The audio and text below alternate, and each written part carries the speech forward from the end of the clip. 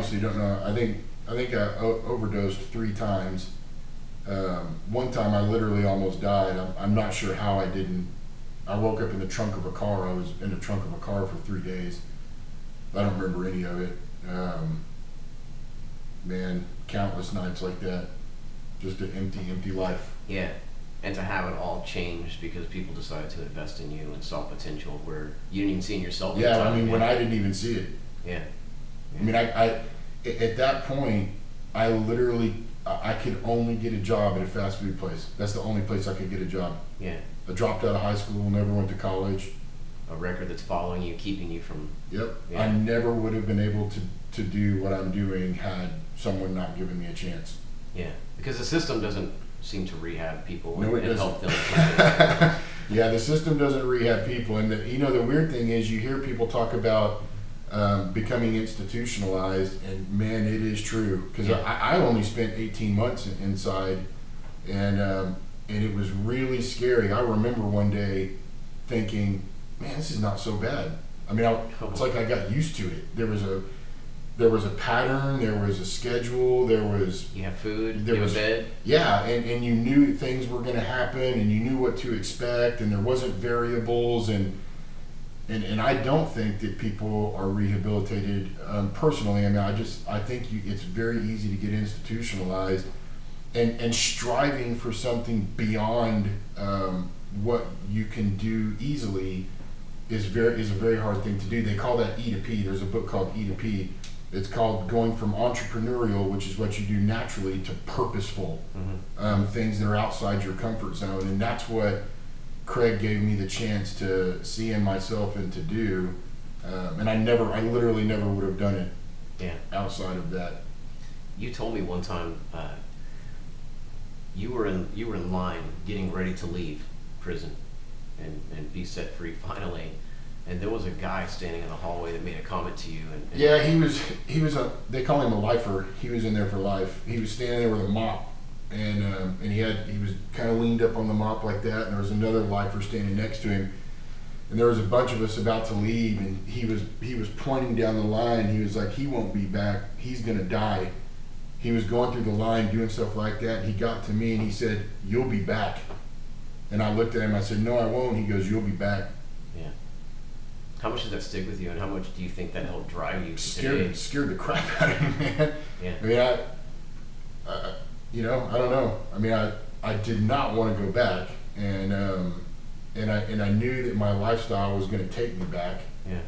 And for a guy like that, who, I mean, he had been in for like 30-something years at that point, and he saw people in the revolving door, so he knew the personality. So I knew that guy saw something in me that was a pattern, and I did not like that.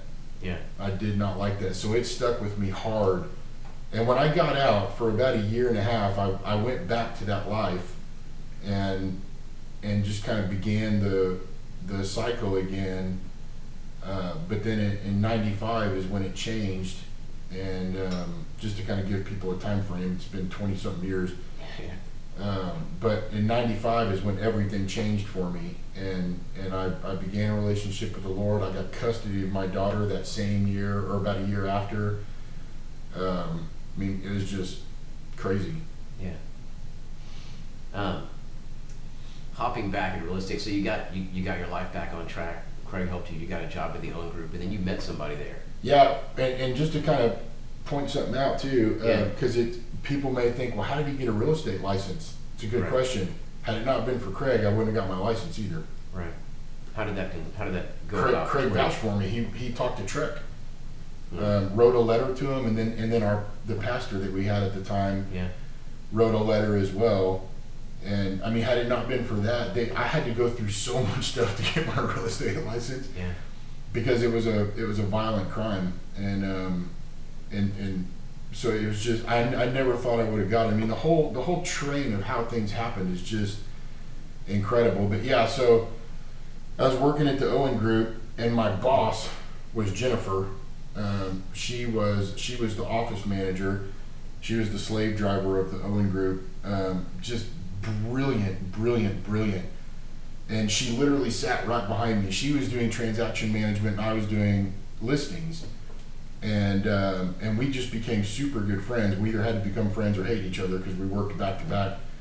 And we ended up hanging out all the time. We would run errands together, pick up lock boxes and signs, and I mean, we hung out for a whole year, just as friends, you know, doing stuff and real estate stuff. And she got to know my daughter, and I eventually married her, and then she quit the OWN group. And then she helped you start this business and fired herself here as well, right? Yeah, we realized that us working together wasn't going to work. Yeah, my wife didn't want to work with me after a while. Yeah, I'm a really strong personality. I wouldn't want to work with me either. And that's why the model that I have with transaction managers is good, because they work for my company under the umbrella of Transactions Made Easy, but I don't manage them at all. Right. But yeah, we worked together for about 4 or 5 months, and then she was like, okay, this is not going to work. And I was like, yeah, probably not. She is super, super, super detail oriented. I still tell people she's better at transaction management than I am, still today. Yeah. In fact, I'll be on the phone with someone, and I know so much about real estate and contracts, it's just pathetic. And there are still times that I'm like, I wonder, and she'll be in the kitchen, she'll be doing something, I'll go, Jennifer, and I'll ask her the question, man, she rattles it off, and I'm like, God. I think she's the first person that I heard say realtor time. She told a story one time about Craig Owen. Yeah, Craig would call and say he's around the corner, and she would say, what corner? Yeah, what corner are you around? Because I don't see you. Yeah, realtor time. Yeah, realtor time. That's funny. You know, one of the things that I think helps so much with your business and the relationships that you built, and the fact that most agents don't want to deal with all of the details. And when they realize the value that comes with your business, that you will handle all of those details to free them up to focus on doing what they do best, which is just being them and meeting with clients. Right? Yeah. That's how they get business and getting their own referrals. It's an amazing thing, and it goes a long way. You know, I still refer you out to this day because I remember working for you. You know, I didn't have much of an education, but working for you and having Craig again see some potential in me again, like you. Why? I don't, you know, we don't know, but but he saw something and said, hey, I'll help you out. He didn't buy any clothes, but I guess I didn't wearing Jinkos and a beanie when I went in there. Yeah. But he gave me an opportunity to start teaching the YouTube, or not the YouTube tour, but it was a virtual tour.com back in the day, which was to RealBiz 360, and they got rid of that too. But he helped me get into that, you know, and you helped me get into photography, and I remember getting a friend, or my stepfather, I got him a job at Raphael's Meineke shop, and in return he gave me a whole paycheck. Here you go, and I got a camera.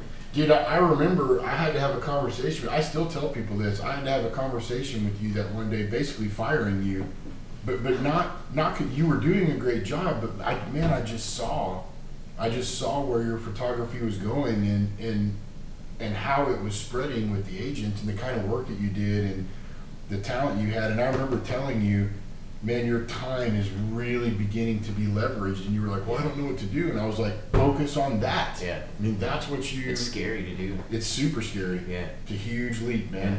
It's like, man, now my income's cut. I gotta work it's up this, to man. me. Yeah. It's up to me. I gotta hustle. Yeah. Yeah. And it's a scary thing, but the rewards are huge. They are huge.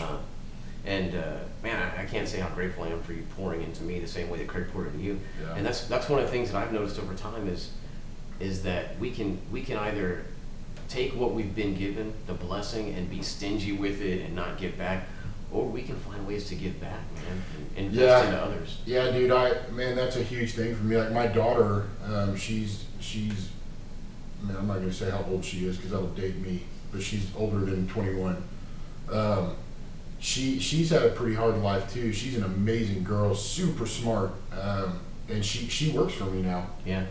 And I did that same thing with her, like my grandmother did with me. I mean, she's talented. She has the ability, and so I gave her a job, and man, she's doing fantastic. Yeah. And I see her being with me long term, moving up. You know, I'm gonna probably help her get a real estate license. And then, you know, like there's a couple of my transaction managers, I won't point out who they are, but they've been through some hard times, and they needed something, and and I knew it was a risk to put my name on that, but I saw something in them, and I don't want to hold back. My grandmother didn't hold back with me, and Craig didn't hold back with me, so I mean it's a risk. And now one of them is making $8,000 a month. Yeah, that's fantastic. Yeah, I mean that kind of stuff makes me smile. I'm so happy for them. It's really good, man. Yeah. To be able to pour back and see their life getting better in front of your eyes. Yep. Yeah. Brianna, I remember Brianna since she was tiny. Yeah, you've known her since she was like 6 or 7. Yeah, man. Hearing stories of them putting makeup on your face and stuff with her friends. That was about. I was asleep. You were asleep, but still, it was funny and it was good. What was it? One of the greatest stories ever is when you had show and tell. Oh, all right. I was a single dad. I did not know what was acceptable and what was not acceptable. I mean, we used to go to HEB barefooted in pajamas, and I taught her how to fart, and she's probably going to be so embarrassed by this. But she had show and tell one time, and I was like, you know what would be really funny is if the show and tell was you had to put something in a bag and people would reach in and guess what it was. And I was like, we should get some Play-Doh and make poops and make a pile of poop and put little corns in it. So we did, and I got a call from the teacher that day. I got called into the school, and the teacher was like, Mr. Curlee, that's really not appropriate. And I was like, oh, okay. And so I got reprimanded by my daughter's teacher. Yeah. One of the things we have to learn, right, when we grow up. Yeah. Without both parents. Yeah, I don't know that I'll ever fully grow up. It's going to take forever. Yeah. But she has come a long way, and obviously she has the same drive that you have in life. She does. You can see it in her. You can even see it in her. Buddy, that thing cleans itself, dude. Yeah, that thing's amazing, man. And what makes it decide to clean itself? It's just like, hey, I feel dirty right now. That sounds bad. It just cleans itself once a month. Yeah, it's just once a month it cleans itself for you. I'm done. That's good. Pretty trippy. Anyway, what were you saying? No, she has the same drive, and you can. It's funny because we can see it in our kids. I see the drive in my son, and I can see it even in times when we're butting me. They're butting the rules I lay down. They're fighting it the whole way, and you're frustrated by it. But at the same time, you're like, man, I can see that you're not going to just roll over for anything. You're gonna fight for life. And you're gonna be good one day. Yeah, she is. Brianna is a dominant personality. She's driven. Super independent, focused. I mean, she's literally a female me. Yeah. It's really cool to have your kids to be able to, because the way we grew up, we didn't have an opportunity laid out for us at all. There was nothing that said, my mom never even bought me a car.